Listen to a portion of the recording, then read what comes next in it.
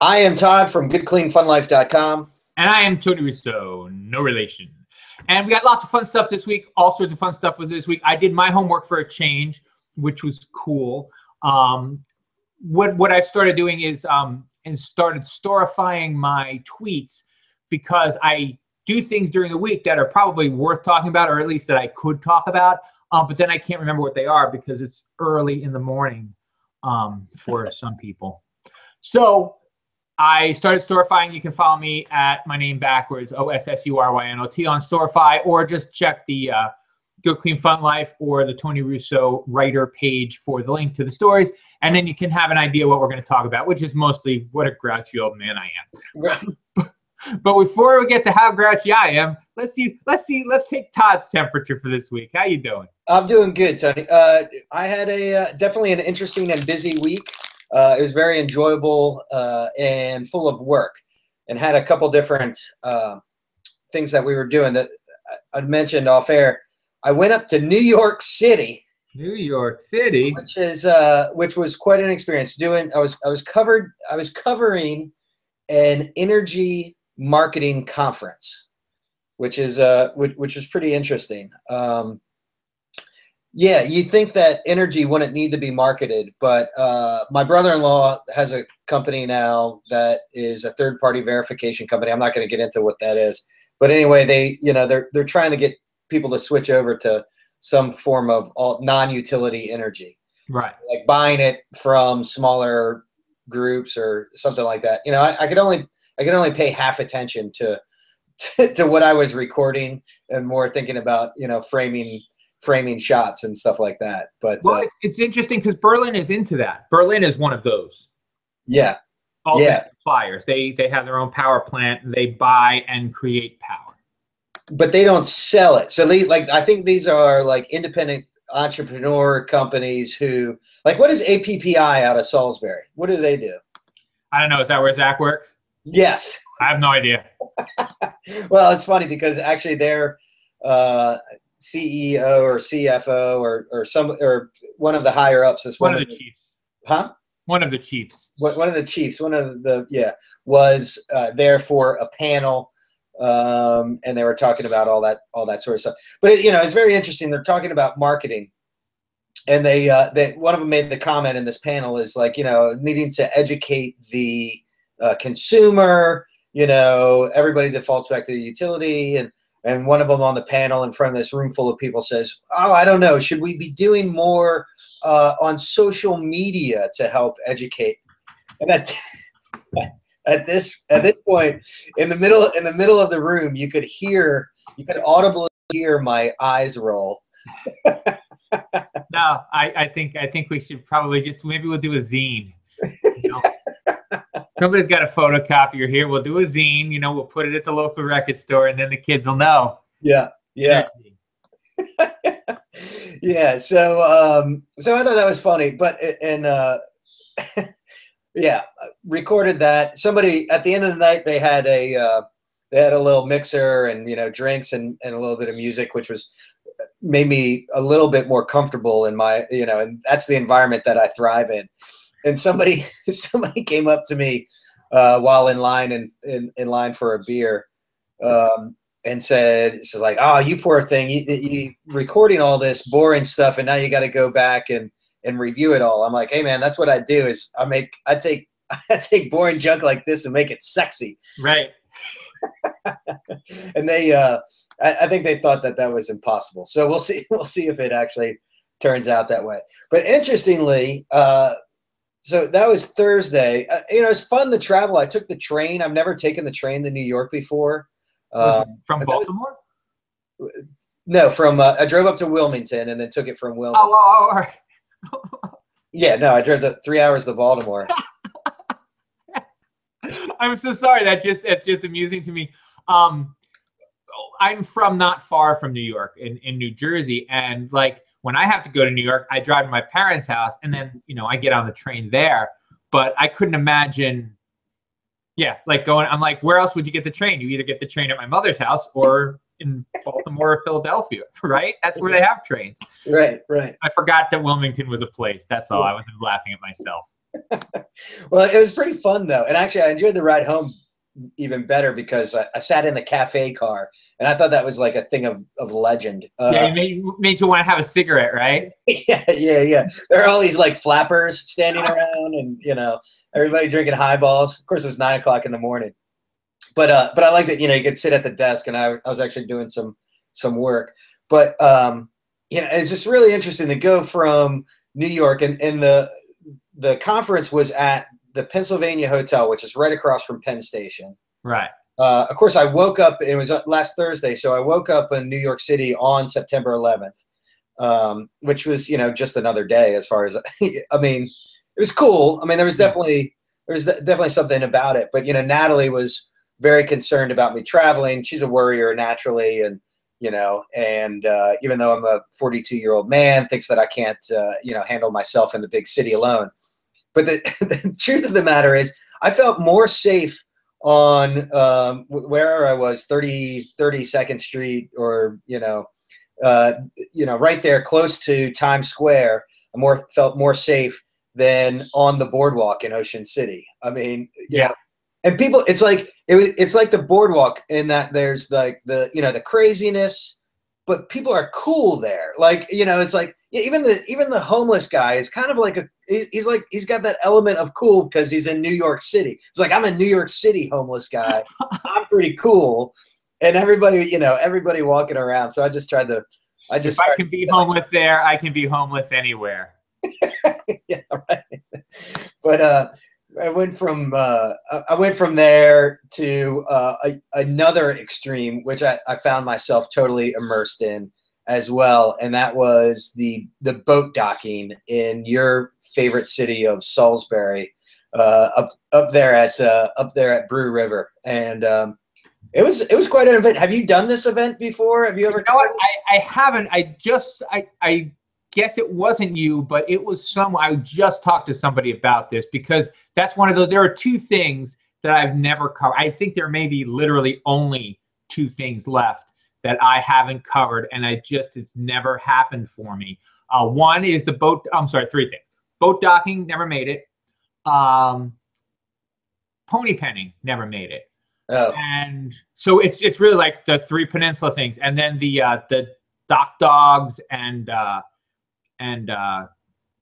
like where they jump. Yeah, and in Easton, they do that Easton. Is that in Easton? They have the waterfowl fest. I did the waterfowl festival, but I never did the dock dogs. So those are the three things, and the crab derby. So four things. But then when I do those four things, I can die, or I hope I die before I have to do those four things. I forget which way that goes. But anyway, yeah, the boat docking, lots of fun. Yeah, it was definitely a cool. I equated it a little bit with being in Disney World. Because when you go to Disney World, this thing happens to you where you get, it's such a experience of immersion that you get wrapped up in everything, and you think everything is awesome. Well, these guys who come out and do the boat talk. Oh, well, first of all, it's at Brew River, and they do a great job, and they've done a lot of great things for Salisbury. It would seem they've been around forever. This is the 8th annual, and people come from Tangier Island and Deal Island and Smith Island, and then there's now a circuit that they run, the Chesapeake Cowboys, they call them, and they're doing like 12 or 15 different dates all throughout, and you have these 12 or so competitors, and I mean, they're serious about it, and the people who come out to enjoy it are just fun-loving people, and that sort of thing. And it's really, it really is enjoyable to sort of be a part of, and definitely a little bit of local color, local flair, and all of that. And for the kids at home, could you explain what boat docking looks like? Because that's the part that's kind of mind-boggling. Within under 40 seconds, many under 30 seconds, they will take their open bow boat from one side of the tiki bar up and around the tiki bar, spin it around, back it in backwards, and tie off 4 lines on the piers. So I mean, it's it's a full contact. Someone had a great comment. She goes, oh, black smoke and white water, because they got these big diesel engines and they're just right. like, and they're flying backwards and they're kicking up. Yeah, it's pretty amazing. Actually, it's like watching stunt drivers park. They like spin around into the parking spot. Yes, yeah, and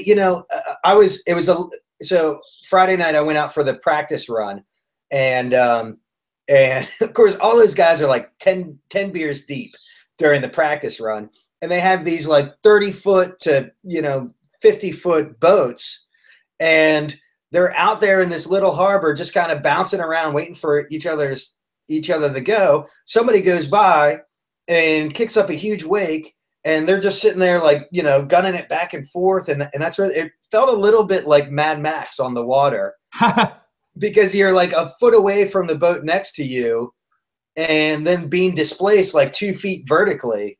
It was, it was quite an experience and one I definitely enjoyed. And I actually don't know why the town doesn't seem to get more behind. Like, this is a really unique thing. In fact, they're pitching it to to like the Learning Channel or some it's made or one of those channels that doesn't care what they put on television. one of those terrible decision-making TV channels. But I mean, they're definitely characters and made for a reality. Right. If that's your gig. Yeah, Salisbury is what I'm looking forward to. Jake Day being mayor. I don't know if it'll matter. I would like to think it will, but it's just I'm covering now actually the Salisbury election, which is in November, and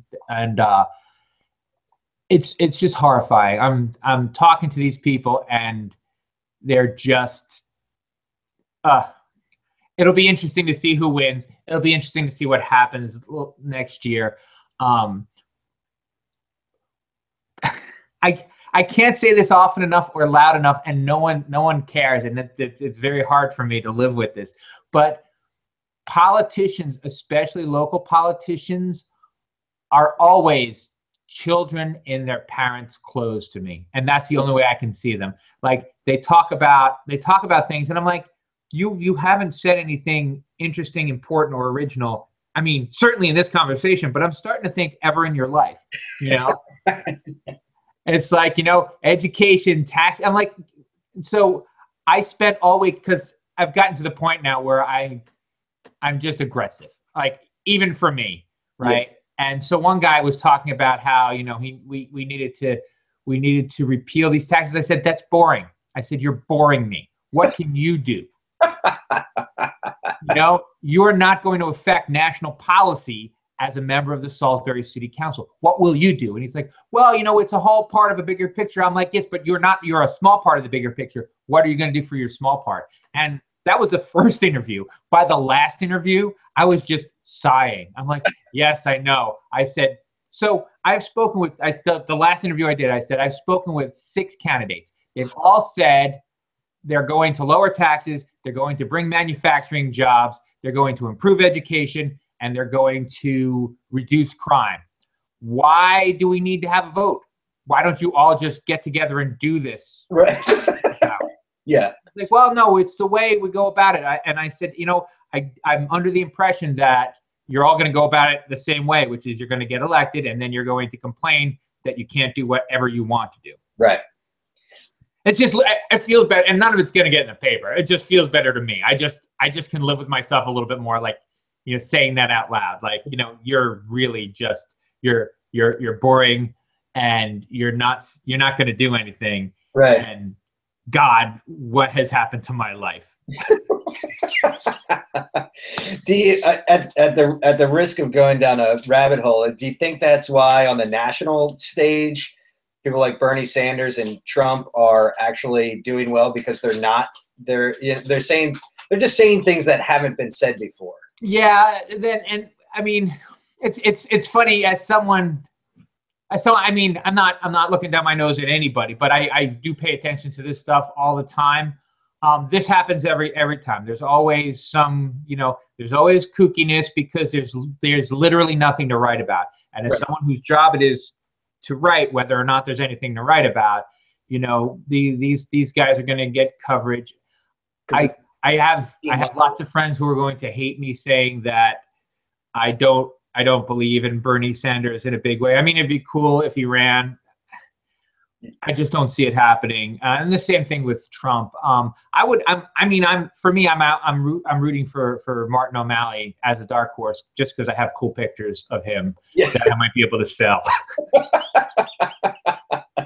from back when he was governor. Yeah. But yeah, what happens is, and I think it's this is me being cynical, and I'm answering your question. I'll get there, I promise.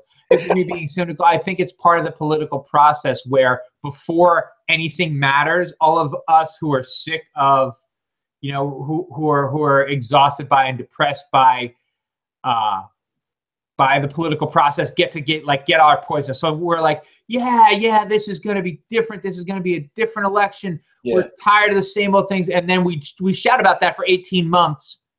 And then we get exhausted. And then the real election season begins. Right. So, you know, people always talk about, you know, the election season is moving forward, like happening more quickly. And it's not. What it is just people are getting the poison out early so that the business as usual won't be distracted when the election season is still just the 7 months long or whatever. It's just the getting rid of the kooks takes a year and a half. Yeah.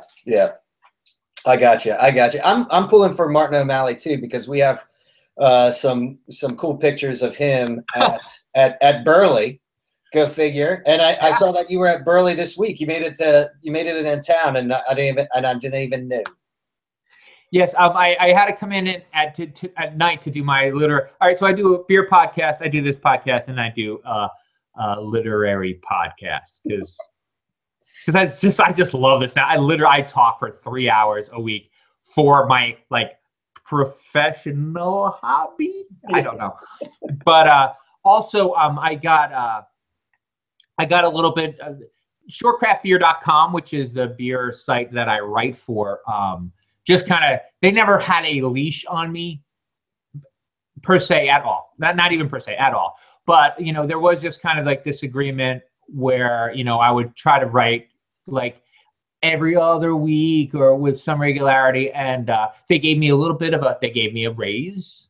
And they're like, we're going to put you on a salary kind of thing. Not really salary, like I'm not quitting my job. Right. But they gave me a couple extra bucks, and they're like, you know what, just write as much or as often as you can, you know, post stuff more often, and here's extra money to do it. And I'm like, okay.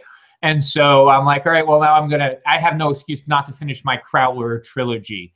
And my Crowler trilogy is me writing about Crowlers from the 3 different places that make them. Crowlers, if you don't know, are cans to order. That means you go in, you're like, I want that beer in that can. And they're like, dude. So they take the beer, they put it in the can, and you can keep this beer forever, you know, as long as you can keep any regular can. There's nothing special about the can except that it's a real can. You know, it's not less than. Well, and it's much bigger too. And 32 ounces, yes. 2 beers. And as I've heard said many times, 2 beers, anybody can drink 2 beers. So that's what I was doing at Burley. And I got to hang out with Zach a little bit, which was cool because I hadn't seen him in a little bit. And fortunately, I was pretty sure he didn't have cancer. So I went up to him like, you don't have cancer, do you? I was pretty sure. Yeah, and happily he didn't. Zach has lost a bunch of weight and like sculpted. He looks really good. I mean, you know, always a good looking man, but he must have dropped 30 pounds, 40 pounds. Yeah. I mean, I don't think he ever got big. He didn't get big like me, but he was looking really in shape and really like, I mean, he's getting married. So I guess that's. Well, most of the weight that he lost was his golden curly locks. So he's no longer a hot blonde. Yeah, well, I just said he likes to keep his hair short. I wrote a little bit about him in the blog, and I'm like, he just likes to keep his hair short or something like that. You know, not he has to keep his hair short because there's not enough of it to keep long. You know, you want to be kind. But yeah, I got to Burley. It's been a while. I got to see Bill Todd, and it was great to see him as well. everybody looked so very fresh there, and that was nice. And I also got to run into people, and one of the things that I wrote about, and please go to shortcraftbeer.com and read my blog. One of the things I wrote about is how crowlers are the kind of thing where like you buy one and everybody's like, "Ooh, what's that? Ooh, what's that?" You know, and I think, and Zach gave me the impression that happens, that they go in waves, like especially on a Saturday night, one person will buy one and then another and then another, and everybody's like, "Oh yeah, I can see how this happens." So I'm a huge fan. I'm a huge fan of the crowler process, just generally. Yeah. Yeah, and then who are the other two that have them? RAR, I know, has one. And Rubber Soul here in Salisbury. Oh, nice.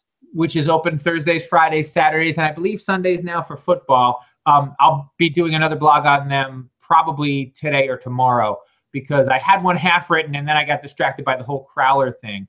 And the other thing, I put out a little note yesterday, but I'd like to get the word out there. I'm going to try to do more stories on people who cook with local beer.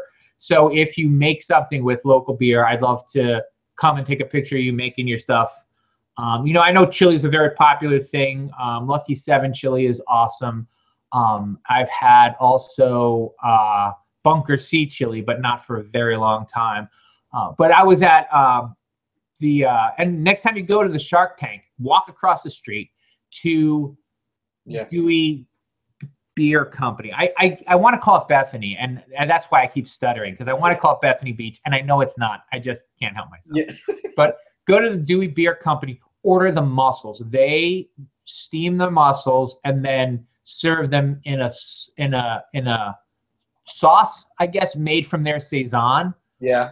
Which is outrageously good. It is outrageous. I'm like, this, what kind of, my question was, what kind of wine is it? And the bartender, she's like, no, that's the saison. And I'm like, oh wow, it totally is. And once she said it, I could taste all the flavors in it. And their saison is very, very good as it is. Yeah. But mixed with a little bit of garlic and a little bit of olive oil, oh, crazy good, crazy good. We're going to be up there this week, so we'll definitely go. Yeah, go across. You know, there's none of their beers are bad. I like their brown ale's fine. They have a wheat IPA that I just tried, which is good. It's not real bitter. So right. Yeah, all their beers are fine. But the saison and the American and the brown ale, I think, are their two best. The saison might be their very best beer, especially if you like saisons. And if you have it and have the mussels. All I can spend the $8. Treat yourself. Treat yourself. You'll have to. I know I mentioned it to you last week, and we'll talk about it more next week, I guess, or coming. But you should do a story on Shorecraft Brewing for our fall beer tasting that we're having on October 4th. Yes, you know what? If you'd like, we can maybe Todcast or Beer with Strangers cast or both from there. You know, just or Vine. Yeah. We'll do something fun. We'll drink it, but we'll also do something fun with it. I'm trying to find the right beer. They have pumpkin beer out here now at Third Wave, so I'm thinking maybe I'll bring the Third Wave pumpkin beer. And that's the tough thing. I mean, we've talked about this. Everyone talks about it. It's one of those tired subjects that's not going to go away. But like, will there still be pumpkin beer by October 4th? Right. You know, all these people are putting their beers on, and that was I saw the Third Wave, and I'm like, oh, I'll bring that to Todd's, and I'm like, ooh, again, they don't have crowlers, so I don't know if I can get right. Like, I would have to get it Saturday, and whether I can or not is going to be a question. So that'll be fun. Yeah. Very much looking forward to that, and looking forward to the beer tasting, and to writing a story about that. And I wonder who makes something with pumpkin beer. Maybe I'll make something with pumpkin beer. Oh, so, to make a meal, yeah. Well, yeah, that would be good. So and I like the idea. I like the idea of broadcasting, of doing a little streaming thing too. Yeah, that'll be fun. I mean, we're there. Right. We're there. It will be like the old days where we're actually a little bit inebriated. Yeah, have a couple beers and then be in the same room. That's got to be 2 years ago. Yeah, yeah. And so, of course, since I prepared all my Storify stuff, we're not going to get to it. So if you want to take a look at it, please feel free to. I want to see if there's one thing that I do want to mention. Welcome back, Brian Russo. No relation. now writing for the Dispatch. I do not know if you comped that or not. I did. But that's very exciting. And I spoke with him yesterday about his new job. And you guys are in for a treat. He struck a deal, actually a better deal than I struck. A lot better deal than I struck when I came back into the newspaper business. But so you can expect some long form stuff from him. You can expect some investigative stuff from him. He's not going to be sitting at council meetings taking dictation. Good. And they're really Steve Green. I love to make fun of Steve Green. It's just a habit. It's just a habit I got into. But the word is he's gonna cut Brian loose on the citizenry. And you guys, again, I think you're in for a treat. I think you're going to get some good reporting. I think he might very well change the whole tenor of the Dispatch. And, you know, Sean Soper's still there. So if you're an old person, don't worry. There's still going to be lots of old people, boring shit for you to read. But if you're not an old person, Brian is essentially going to do his Coastal Connections show in print. That's awesome. So he's going to find cool things to write about. Then he's going to write about them. And I'm excited for that. I'm also excited for Monday. I will be at Asselwoman Brewing, and I think it might be a press event. They're brewing a beer for the Oktoberfest, slated for approved for October 24th. You've seen this? I've seen this. I don't know if you turned me on to this or not. Maybe through one of your posts. But yeah, so that's coming up. Yeah, I did. I accidentally broke the news to you last week because it wasn't official, but it's official now. So the city has approved it, and so all the brewers are getting together at Asselwoman to brew a special beer just for the event. And that'll be fun. I'll be at that, and again, you can catch that at surecraftbeer.com. Or on my Beer with Strangers podcast, or here again next week, because it's something I'm not ever going to get tired of talking about. Also, this time next week, and we can probably let it go at this, I will be reporting to you on either my hospitalization or my successful completion of the zombie mud run, which I'm doing Saturday. Tickets are bought. There's no turning back now. Oh, nice. And this is the one. This is the one that you signed up for like a year ago or something, right? Yeah, we were trying to do it last year, and they changed the weekend. So when we went to buy the ticket, we paid for the rental of the house, and then they switched the weekend, and we're like, oh well, I guess we're not going. But this year we got it all booked, and again, we'll be in Wildwood, New Jersey. If you want, I'm sure I don't have a life-proof case, so I won't be live tweeting from. I'll just be running for my life, or for my pretend life, or for my actual life, depending upon whether or not I have a heart attack or break anything. But I'm hoping that none of those things happen. But whether or not they do, I'll have so many fun stories to tell you this time next week. That sounds great. That'll be we'll do a special graphic for Tony either survives or doesn't survive the zombie run. Right. Worst case scenario, you can eulogize me, but then you'll have to send someone to Delmar to pick up the Delmar pumpkin beer because I won't be here. I don't feel like I'm going to die. I go to the gym almost every day. I didn't go this morning, but generally I go to the gym, and I don't. My heart can take it. I don't know how my knees are going to hold out, but my heart can take it, and so that's enough for me. I'll finish. Hopefully I'll survive. Even if I don't survive, I'll have a lot to report on. My brother has done a little research, and part of the 5K includes riding the roller coaster and running into the ocean and running under the boardwalk. So fun. Yeah. So there's a great huge dirt mound you have to climb up, and I'm not looking forward to going up zombies chasing you up a sand dune. That's not going to end well, I don't think. You realize that there's a strong potential that you could become an internet meme at an event like this. Yes, and the best part or the worst part is my wife will be there taking pictures. Nice. So we can expect that. Yeah. That will be fun. Yeah, I'm really looking forward to it, and I wish they had I kind of wish we didn't have the stuff this weekend. Otherwise, I might come up and just, tag along. Well, I'll tell you what, they do one in Frightland, in Frighttown, in Middletown, Delaware, which is just an hour. So if I live through this and you want to do a zombie run, I'll do a zombie run with you. No, I just want you to do it, and I want to follow. I want to see it. Brilliant. All right, I got plenty more stuff to talk about, but I also have a newspaper to put out and another story to write before I do it. So we're going to have to cut it. Not short, but not long this week. But stay tuned for next week because there's going to be plenty of stuff to talk about. We might go an hour. Maybe if we can get started early, we can go early, and I can tell you all of my zombie stories. Or I'll just say, "Oh, dude, it was awesome, man," and that'll be all there is to it. But how about you? What do you got?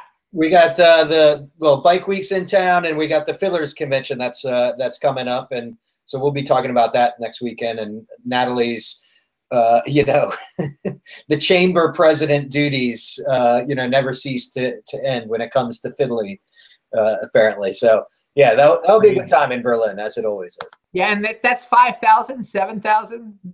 Yeah, I don't know, 7,000 what? People. Oh yeah, yeah. How big is it? I don't know. I thought I heard 3. 3. We'll go with 3, and then 40,000 people. They send out Berlin. So, somewhere between 100 and 100,000. Right, somewhere right in there. Yeah, nearly 5,000 people. Because if it's 3,100, that's closer to 5 than it is to none. Actually, 3 is closer to 5 than it is to none, right? Yeah, yeah. You would never say almost nobody showed up. So you can say as many people as you want showed up. All right. Well, until next week, may Todd give you the sense to live in a small town. We'll see you next week at Coffee Hour. Coffee happy. Coffee happy. Here's